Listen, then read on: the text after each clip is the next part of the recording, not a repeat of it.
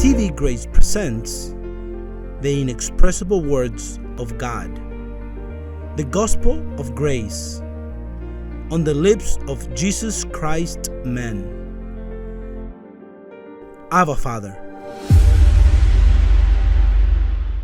Well, then the title for today is, what is Doctrine of Demons? Doctrine of Demon. You know that the Bible speaks of doctrine of demons, but one asks, what is that?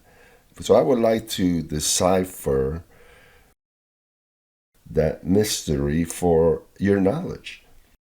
For an example, sometimes I notice that there are people who refer to us that we have doctrine of demons. Well, I want to know if this is a doctrine of demons, so when I verify whom has doctrine of demons are them, right? Biblically speaking, because it has to be biblically. And every time these attacks, what does is help us, right? That's why we can't criticize them nor complain.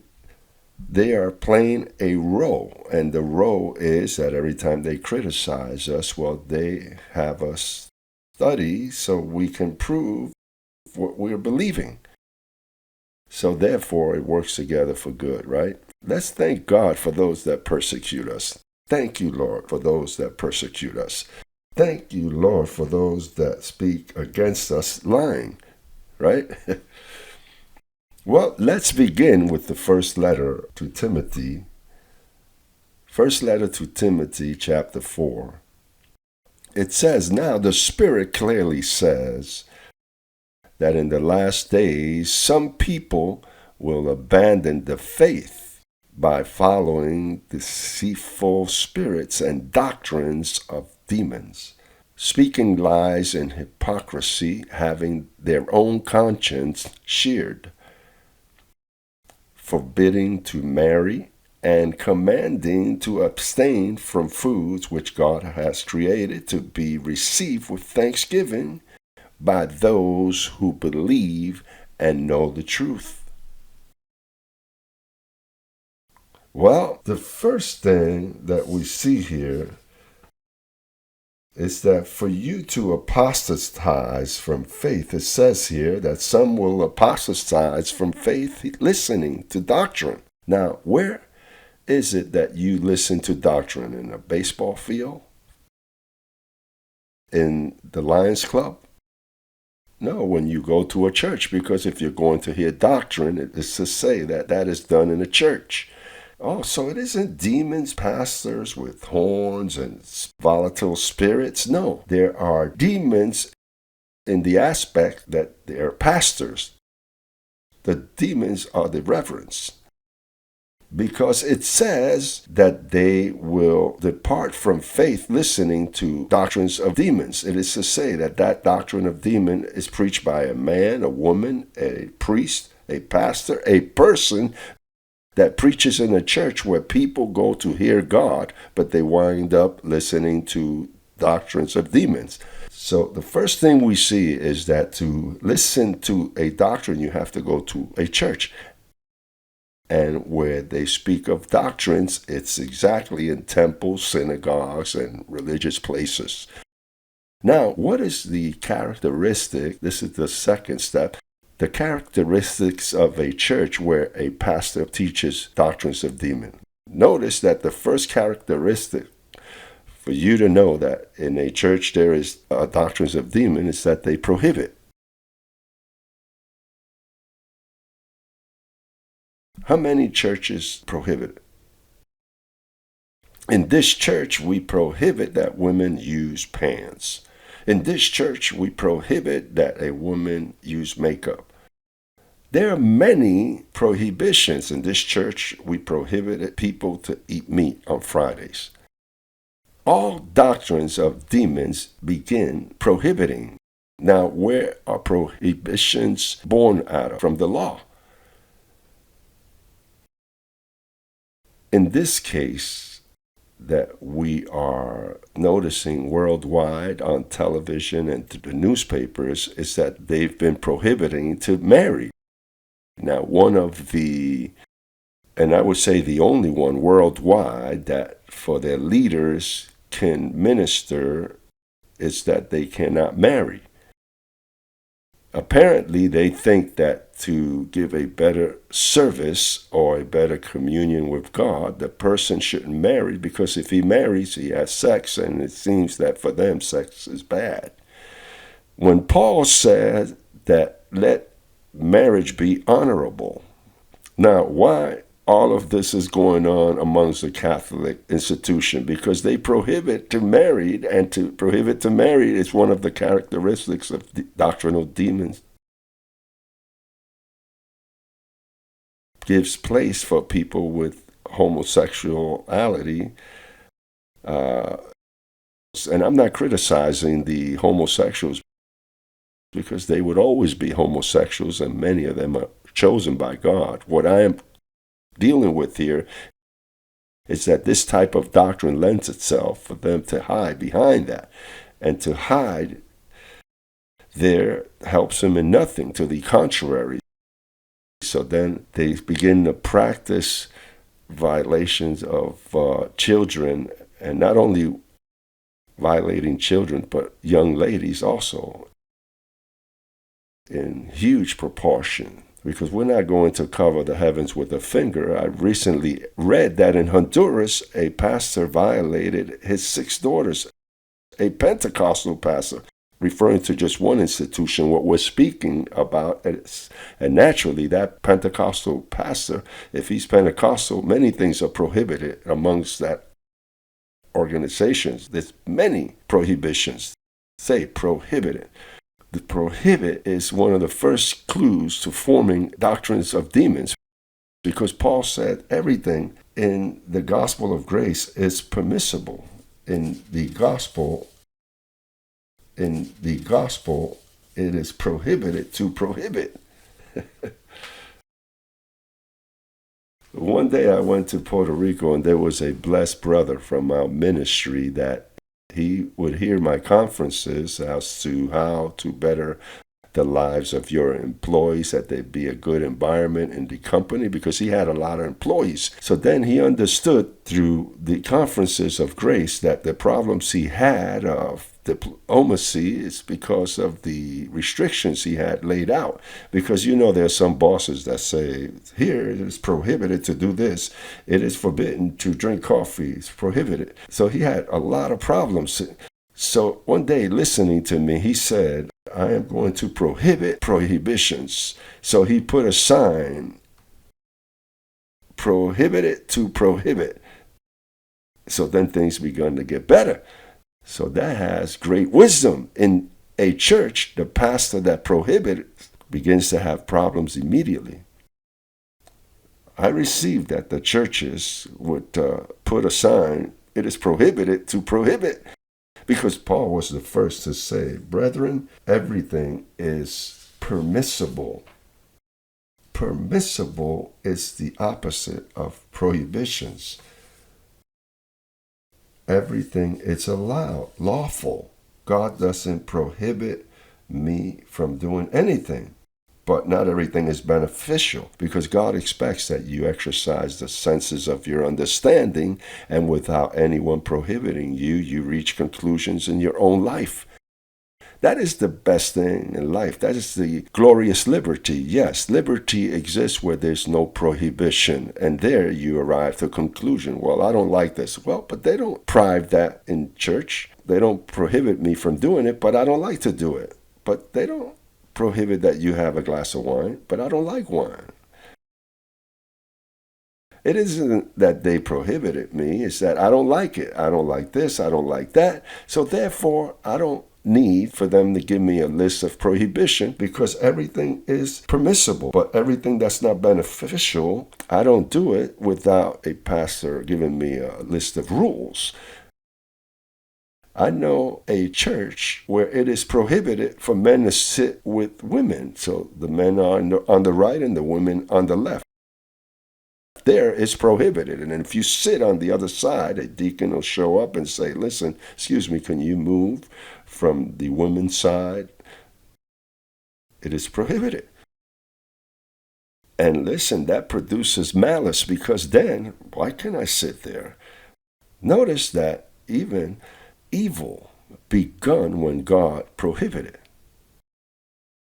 You know that sin entered the world through a prohibition? Listen, take notes of that. Sin begun with a prohibition. Listen, everything was well. Adam was there, I don't know how many millions of years in the Garden of Eden. I don't know how long was he there, but remember, he didn't age. Sin had not entered. Therefore, he was an old soul, right? But notice that he had enough time to order the earth. It says that the church was disorderly, and so that man was there for years, and the tree of the knowledge of good and evil was there, but since there were no restrictions, he never noticed until God says, don't touch this tree. That's when it all begun. There are ways to correct without getting to prohibition status. So one of the things in the Catholic institution that they've done is prohibited to marry. And what's going on? What are the results of that? That now you see all the scandals that have taken place. And notice that God has allowed that because you know that Rome has to fall, right? That has to fall. Don't you see that that is the organization that has caused most harm on the face of the earth? Therefore, that has to be destroyed. And how is God going to destroy it? Preaching grace, and then themselves with their scandals coming to light. They don't know what to do because they resolve 10 lawsuits and another 50 appear. And it says also that they will deprive you from abstaining from eating certain foods. I remember when at the beginning, when I started in my experience in a church, I remember that they told me I could not eat pork. Can you walk the baby? He's crying, but don't prohibit him to cry. It's worse because he'll cry harder.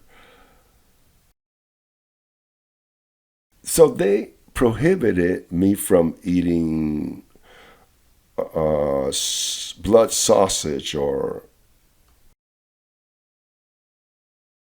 I used to go by a restaurant when I was in New York and I would look at the pork and the sausage. Notice I would be tempted because they prohibited me, but I really don't like blood sausage or that kind of meat. At the beginning, I would eat of those types of food when I was younger because our parents teach us sometimes to eat whatever and foods that are not really healthy for you with grease. But after grace educates you, you also look at the foods you eat without prohibition. It's a lifestyle that you eat better, right? But not because you're forbid to. So then, prohibition is born. Notice where it's born out of. People may ask, doctrines of demons. That's ugly. Doctrines of demons. But what is a demon? A demon, it's a created soul. And a demon is not ugly. A demon is a creation as any angel. What happens is, before Jesus going to the cross of Calvary, the law required abstinences of food. But look at where the doctrines of demons are born out of, from the same commandments of God, because notice that the law perfected nothing. Notice that Christ came to put an end to the law. What happens is that people think the law is good because it is good to behave. The law is good truly in its purpose, but since you are bad, what is good converts to something bad for you. The law is marvelous if you were a good person, but since you're not a good person, the law then condemns you. And that's where prohibitions are born out of. They are born, for an example, look at what Paul says about the law. The law didn't perfect anything. Number two, Paul served God against the law. Why did he serve God against the law? Because if he served God with the law, he would preach demon doctrine. Because after the cross, to try to fulfill the law is to form doctrines of demons. This is, I know it's very controversial, and people burn their brain trying to understand this because they think the law is good. Everything that God gives is good. But Paul says, leave the rudiments of the doctrine of Christ. And imagine the doctrine of Christ. How are you going to leave something like that? It was good before the cross, but after the cross, Christ convert into doctrines of demons. Well, before the law is when you had those demonic spirits. But when Jesus died, that was destroyed. What you hear today about demons are works of the flesh, which is sorcery. It's a work of the flesh. It's not a spiritual work. It's sorcery. The experience of spiritualists, all of that is done under witchery. It's done under the power of sorcery. Our flesh has tremendous spell attributes. And you are a spirit dwelling in a vessel of clay. We say, oh man, one day I saw a woman, she was dragging herself like a serpent on the floor. I saw things that were incredible. I saw a man one day jump in front of me, and when he fell, his bone broke, and I saw the bone sticking out of the sock like this, and I saw that, and then I looked again, and there was nothing. And I said, wait a minute. Well, and it was in the church that happened, because in churches, when the people do not submit to the covenant of grace, God sends a deceitful power, and it's optical. The eye, you swear you saw it, and you really didn't see nothing, because what God does is confuse your sight, so you be confused. Well, when I disobeyed God, when I was a so-called Christian, when I was in legalism in the religious system, I remember that every night the pastor used to invite us to pray. And on Fridays, we would do great visuals, and we would scream out, let the power of God come down. And we thought that was good. Come down, Lord. Manifest, Holy Spirit. So what happens? One day, there was such confusion that when I got home, I was listening. The outside of my window, someone was being crucified, and I would swear that he would scream as the nails were being piercing his hands. And I was awake. I was listening to that. So then when I looked out the window, I would give my head,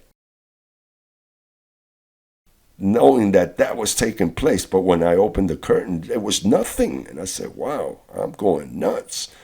Now I'm really losing it. Something wrong is going on.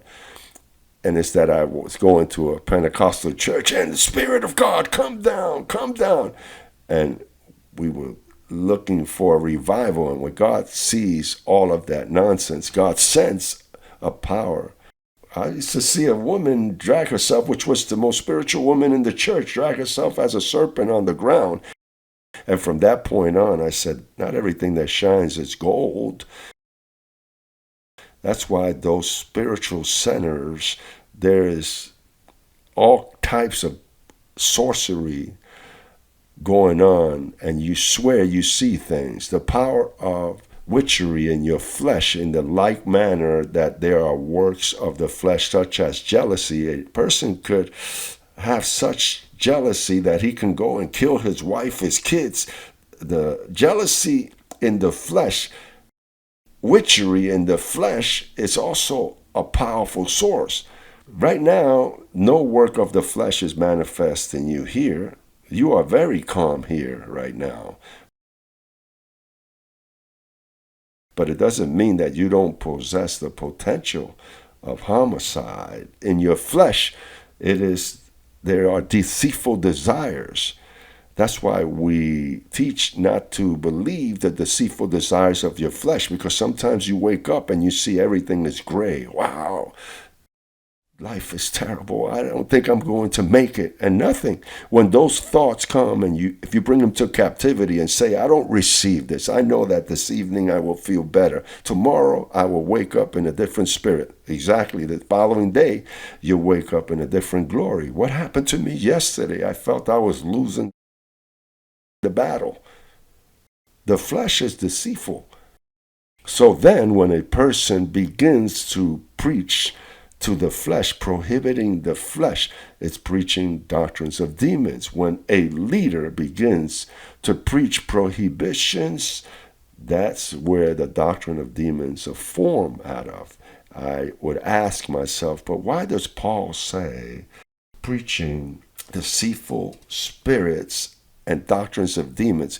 Go to a church and ask what is prohibited here. And when they begin to list, arrivederci, I'm leaving, because sooner or later I'm going to have problems. You got to leave people. The problem of prohibiting is that people fulfill because you prohibit it, but not because it's born out of him.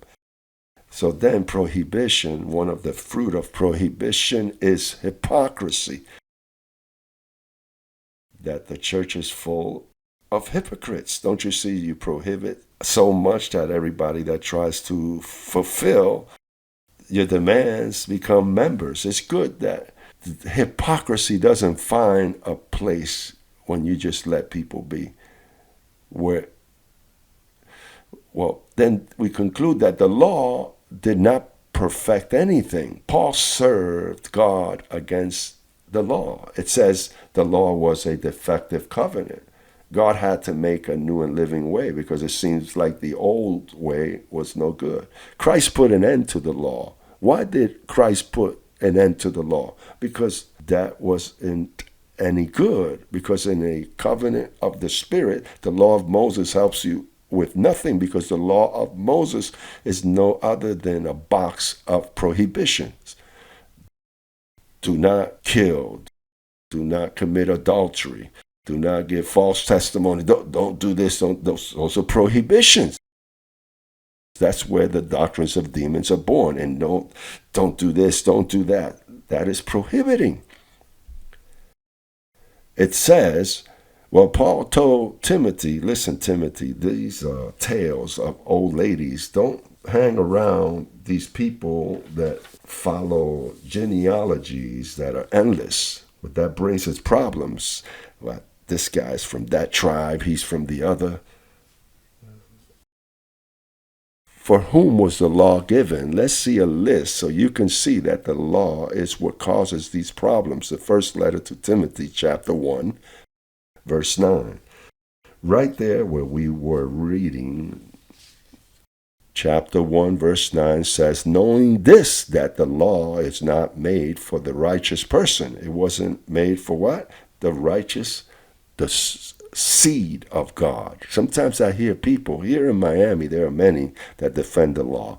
Those groups, messianic groups, it's the same dog with a different leash trying to get Gentiles under the yoke of the law. You should watch all of that Judaism that is being preached in the name in that they've accepted the Messiah. It says, knowing this, that the law is not made for the righteous person, but for the lawless and disobedience and the ungodly, for sinners, for the unholy, for the profane, for murderers of fathers and murderers of mothers, for the fornicators, for the sodomites, for the kidnappers, liars, perjurers, and all of those that come against the sound doctrine according to the gospel of the glory of the blessed God, which with I was entrusted. Oppose Paul's teachings is to oppose God himself. To oppose to the teachings of Paul is to be discredited, to blaspheme against the Spirit of grace, life is not going to go well for you. You're going to have crucial consequences. So then, we have to conclude that the problems that exist worldwide in Rome is for violating a principle. They prohibited to marry, the priest to marry. The celibacy is a doctrine of demons. They don't speak it. They say, they sometimes vote on it, whether they should marry or not. So sometimes they don't get enough votes. Some 40% of them vote on it. But that isn't the problem. The problem is that is a doctrine of demon. Celibacy, to prohibit someone to marry, it's not correct. A person, if he doesn't want to marry, that's fine. But to prohibit a person that wants to, it doesn't suit them, because that's going to bring problems as it has worldwide. We have to tell the people, the Catholics, the government, that the problem the Catholic Church is having now, it's not a problem of the leaders, because they're saying, the Pope is saying, listen, live holy. But it's not that they're not living holy, it's that there's a prohibition, and that prohibition places them in a spiritual disobedience, and they are paying the consequences of that situation. So then they deprive women from marrying. But they don't only deprive men, but the women also, that they cannot marry. And how many stories haven't we heard of temples where they have found fetuses by hundreds under the temples? History shows, because of a false doctrine. And I know that God is allowing for this to happen so that Roman Catholic system falls. It's going to fall. It's going to fall.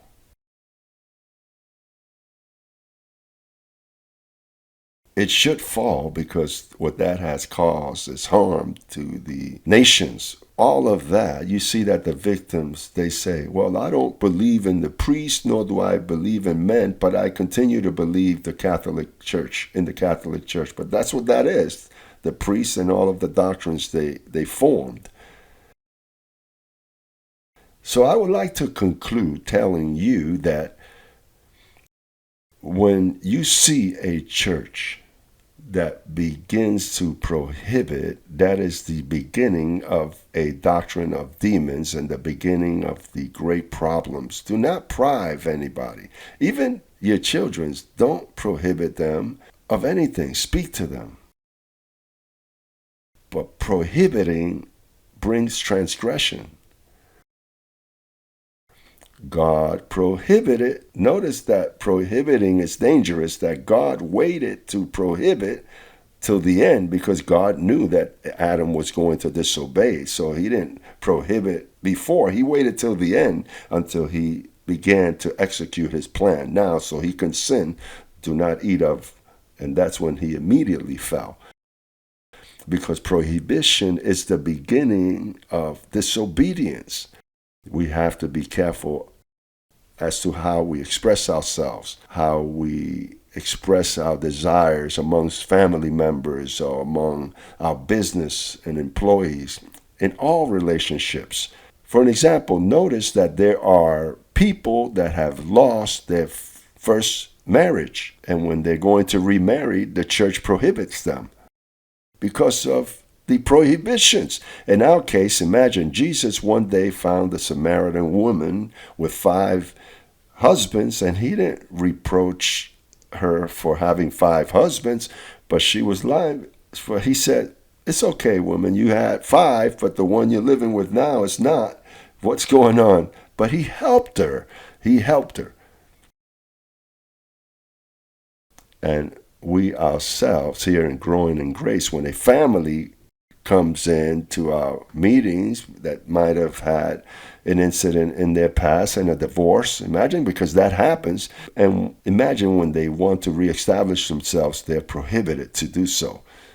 Paul, the Corinthians would write to him and they would ask him these types of questions. So then Paul, look at what he says in chapter 7, verse 1. Look at what Paul says not to prohibit. He says, now concerning the things of which you wrote to me, it is good. Listen, people would write to Paul. They would send him notes, right? Seems like they have many questions there. So then he says it is good for a man not to touch a woman. Look at what Paul says. It would be good. But what happens is that he says it, but in verse 8, look at what it says. But I say to the unmarried and to the widows, it is good for it is better not to marry, or rather let them marry, for it is better to marry than to burn. But if they cannot exercise self-control, it is better to marry. The only one I know that exercised this gift was Paul. Paul says it would be good not to, but without the gift, I don't advise you that you stay single, because you're going to enter into temptation. Because if there's not the gift, then there's going to be the desire. So I think that this is doctrinally, those of our ministry may understand me, but those that are not from our ministry may not understand this.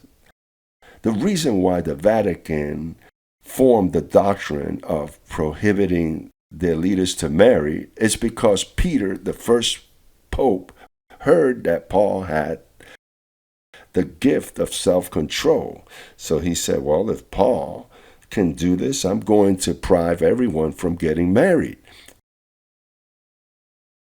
forming the platform for the destruction that itself. And it is now, in our day, we're going to see the destruction of the platform of Catholicism. Well, Paul said it would be good for you to be as I am, but if you don't have the gift, you're going to be burning yourself. You're going to be causing harm. I'm saddened. There are pastors work with religious groups. They've had problems with their wives or husbands. So then the denomination tells them you cannot remarry once they're divorced. That's another type of prohibition.